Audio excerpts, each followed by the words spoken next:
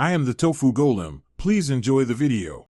You start by confirming admin access on your device and checking compatibility. This saves time on unexpected blocks.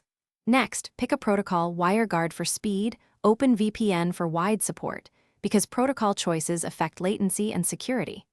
Once chosen, gather the essentials: server address, username/password, and any 2FA token.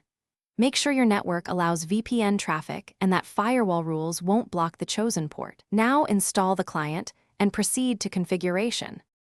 You now configure the client. Import a OVPN or conf profile if available, otherwise manually enter server address and port. Then select the protocol you chose earlier and set DNS to a trusted resolver to prevent leaks. Enable split tunneling only if required for specific apps. Once routing and encryption ciphers are set, authenticate with your credentials and complete 2FA. If the client offers a kill switch, enable it to prevent accidental exposure when the VPN drops. You finish by connecting and verifying success. Check your public IP and run a DNS leak test to confirm all traffic routes through the VPN. Then test latency and throughput for acceptable performance and confirm critical apps can reach required services. If something fails, restart the client and device, confirm the server port isn't blocked, and update or re-import certificates.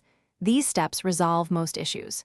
If persistent, switch protocols or contact the VPN admin with logs for deeper diagnostics. Thanks for watching. Consider subscribing if we helped you today.